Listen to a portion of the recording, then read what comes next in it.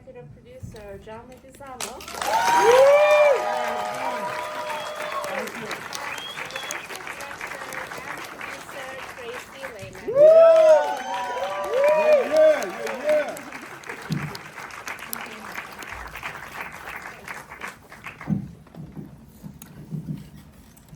Hello.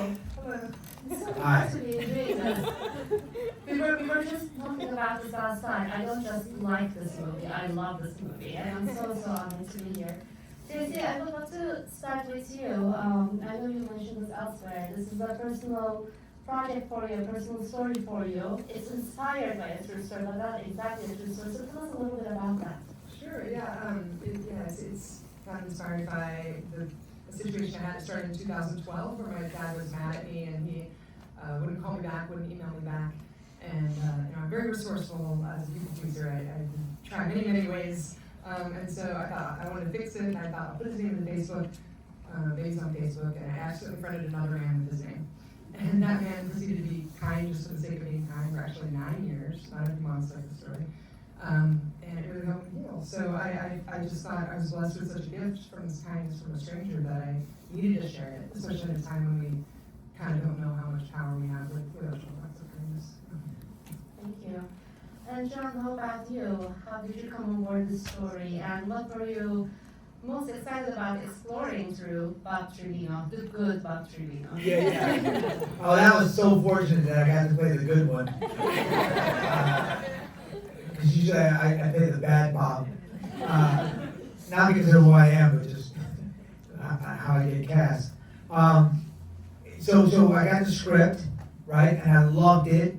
And then Tracie wanted to meet. We met in New York City here at Morandi, my favorite restaurant. And it felt like when we were hanging out, it felt like we were kindred spirits.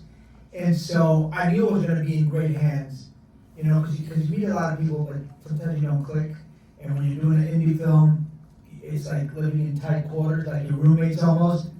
And so you got to really click, and you got to really like the person. Otherwise, it's kind of difficult. But it was such a joy working with Tracie. I mean, she's incredible. She's generous. She's really arty.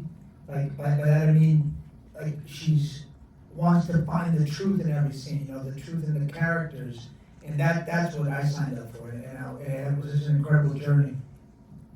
And I actually want to really delve deep into that truth. Maybe first through some of the design elements that you have, from Bob's apartment to Lily's chip nail polish and cracked phone, and there's so much authenticity, so much realism in the movie, and you clearly paid a lot of attention to telling us who those people are. So tell me a little bit about that process, dressing this movie so we understand what we're looking at. We had a wonderful production designer, Cindy Marquez, who's local to Kentucky, and I hope to work with her forever.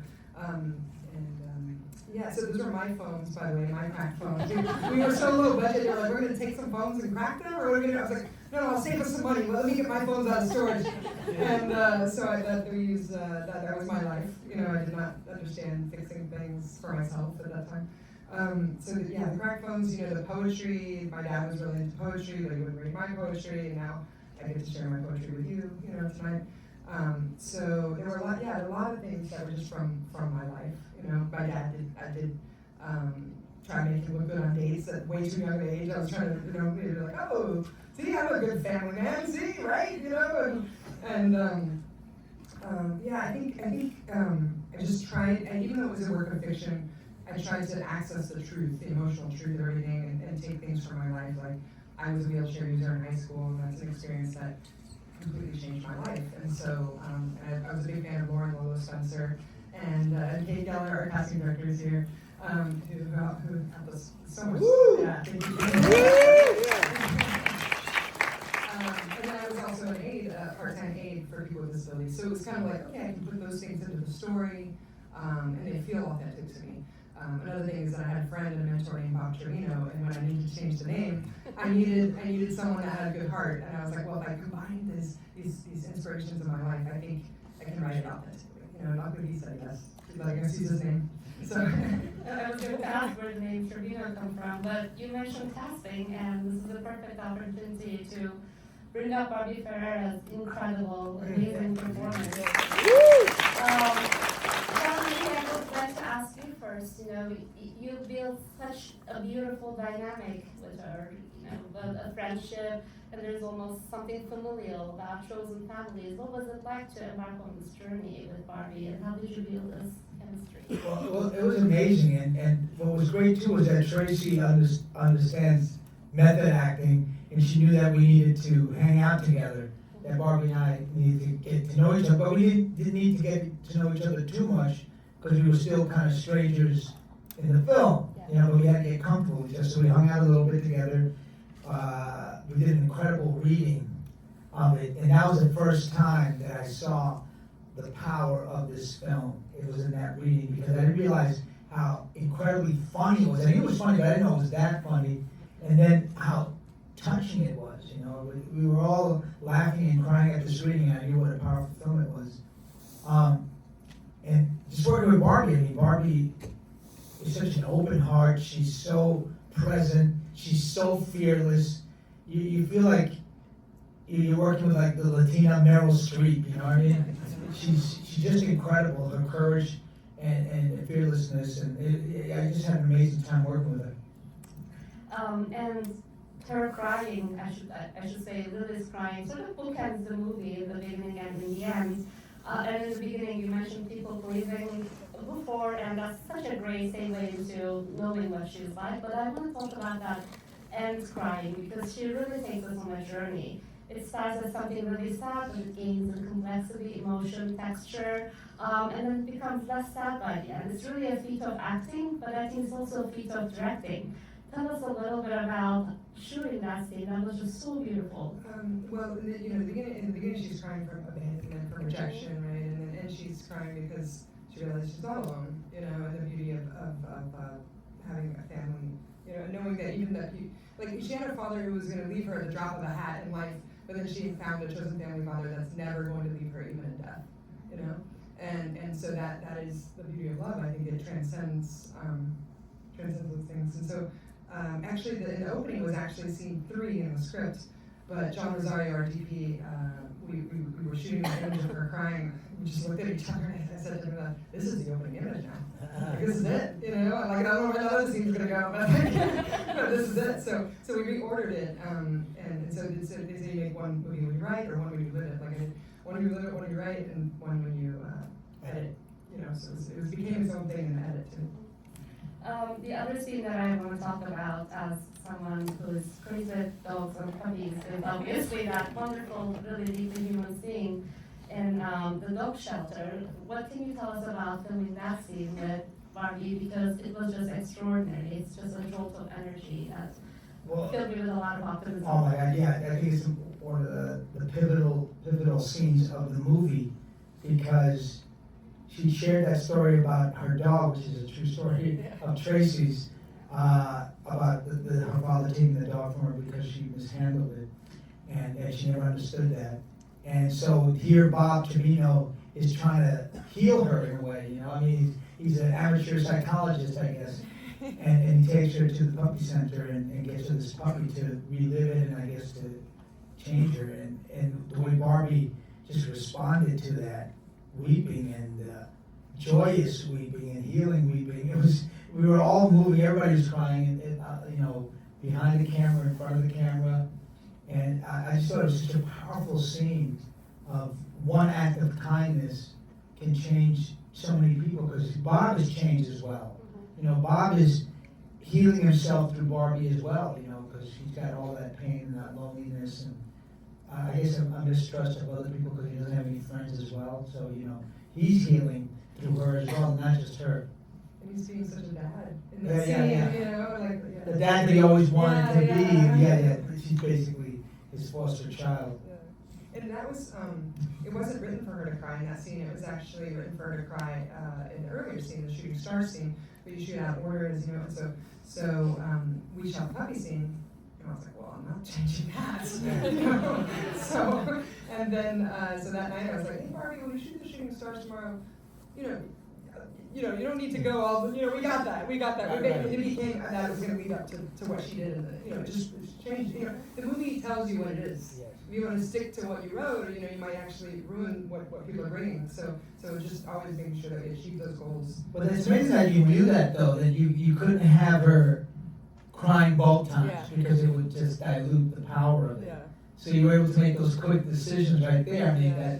I think that's pretty brilliant. And well, thank you. And also, I love John came up with the idea. He said, "You guys to share about." Yeah. Oh yeah. So he said that he felt like his character would cry because he actually didn't. It wasn't written for him to cry, and they were in this. And I was like, okay, let me think about this. When can John cry? And I was like, okay, I'm thinking of the schedule and everything. And then we had this scene written where he was going to go to his basement to pack for camping. I'm like, we don't need him to see him pack for camping. Like, we don't need that. I'm like, okay, everybody, let's go. John's going to cry in his car in 20 minutes. And I was like, John. Yeah. Okay, me trying to do all the sad music I could, going through all my sad, painful memories. And then we got there, we go in the truck, and then when we were done with the scene, Tracie said, all these fireflies came out of nowhere because we hadn't seen them, and everybody said it's June, there's supposed to be fireflies, and they all appeared. Yeah, I didn't look for them. People said they'd seen them. I was like, I've never seen them. I'm never going to see them. And then they showed up right in that moment. So it was really cool. Miracles of Yeah. filmmaking. In filmmaking, that's what we do. I want to talk to you about this idea of making a movie where social media plays a big role, obviously. But when we think of social media, I think we usually tend to kind of default to the dark side of it, all the bad things that we associate with it. But this gives us a very different picture of social media, and I'm sure we've all found nice people in our own communities, similar interests there. Were you actively thinking about that you were also making a movie that doesn't necessarily show this cliche image of social media? I think so. I mean, I feel like so many things people are going for low hanging fruit. It's like, oh, well, this horrible thing happens, and we're gonna like lead you there, and that's entertainment. And I'm like, well, life isn't always like that. We already know bad things happen, but what if good things can happen too? Especially if you've been through a lot and you're kind of expecting bad things. So we like to joke that this is one of the only positive movies about social media. You're like being stalked, you're not being killed. Like, it's great. So, but I think there's healing in that, and leading up to, oh, is it going to happen? Is something bad going to happen? And like, nothing bad happens. Like, you know what I mean? Like this older man did not hit on this younger person. He didn't like cheat. She didn't like seduce. She didn't try to seduce her or something. Like, he didn't like kidnap her. Like, this is amazing. So, and I think I felt like that could happen because it happened to me in real life. I had this kindness from a stranger, and so though I'm not telling everybody to go meet everybody and go overnight camping with strangers, I'm not saying that. But if you Definitely don't do that. Don't try this at home. I'm not saying that. But maybe be open to the ways that these kind of positive connections can be in your life. Like maybe everybody is not so bad. Maybe until someone, close to you, disproves that, it just gives people a little bit of the benefit of the doubt because maybe they want to be there for you. Okay, so. Yeah, because social media can be used, it's a tool that can be used for evil or for good, Yeah. and it depends on the intent of the user. But I feel like, for me, social media has it obviously has its negativity. When I became political, I lost half my following, and I got a ton of hate tweets and comments and all that stuff. And go back to Mexico. I was glad to because I'm not Mexican. I love vacation. So I would gladly go. But it's also I feel like it's a great place to be an activist. It's such a great opportunity to disseminate real information. You can protest on it. I don't know. I find social media can be really, really powerful. And Tracie, we've been talking about, a lot of different personal connections that you have to this story, even though by and large it's fictional. I'm wondering what it felt like for you, both writing it and making it. Was it scary at any point to make yourself this vulnerable because it's going to be out in the world and everybody will know the story? How did you navigate the challenges of knowing that you were going to put a big piece of yourself out to the world? Well, since it was my first teacher, I don't think I quite knew. Next time I'll know, oh, or do you want to talk about this in front of hundreds of strangers for the rest of your life? You know, but no, I think, I think my why and my cause was so much bigger than my fear. I was terrified, don't get me wrong, I was terrified. But I knew that I had to say this, and I knew that it needed, I just needed to, you know, so every time I was afraid, I would tap into why I was doing what I was. A teacher told me a long time ago, and I used to tell my students when I was teaching, if you can't be courageous for yourself, you can be courageous for your cause. You know, like I'm actually an introvert, and I've been on the road for a year. You know, so it's like I can do that for a reason. I can show up, and I can, because I believe in the power of kindness, and I believe that we are not powerless. You know, that we need each other, and you don't have to be completely healed to change someone's life. You can be broken and make a difference, and it's okay. And you might feel that you're alone, and you're not alone. There's a lot of us, you know. So all these things are so important to me that I was going to face whatever it took to say them. Yeah. And maybe to further that, and I think we have a couple of more minutes left, a question for both of you. I mean, to me, both Bob and Lily are characters who are living this dichotomy on the inside. They're very broken, but maybe you wouldn't be able to see that loneliness, maybe that depression on the outside. And I'm sure there are, you know, myself included, there are Bobs and Lilies amongst us here or out in the world. I'm wondering if you could spare some words of encouragement for people who might have found themselves in that tricky spot and they don't know how to move forward. Yeah, like, because, you know, a lot of pain people can't see, right? And that can be very lonely. You know, she's checking off all those boxes. You know, I had students come up, one student in particular said, did you really have all those symptoms? You know, and the thing is, you don't know. You don't know the pain that someone's on, you know, someone's in on the other side of the screen. You don't know the pain that someone you pass by in the street is in. And so I think it's just giving people the better, obviously I'm not saying take abuse, you know, but like giving people a little space and having compassion and also I look at these characters and to me they are magical. You know, they're everyday characters, but like they're absolutely magical human beings. And if you see someone on the street that looks like Lily, could she be the most magical person you've ever met? It's possible, you know. You see someone that looks like Bob. Is he like I see a truck sometimes? I'll see a truck that looks like Bob's truck. I'm like, did Bob in that? You know? Is that Bob? Like, and or whatever, you know. And Lolo, you know, Laura Spencer who plays Daphne. You see someone wheelchair user. It's like, what's their story? Who are they? You know. And so I just encourage us to really look deeper because if we all could see each other for who we are and be seen for who we are, then everything would just be a little better. You know, it would be nice. You know. Well, yeah, that was wonderful. Hard to follow up.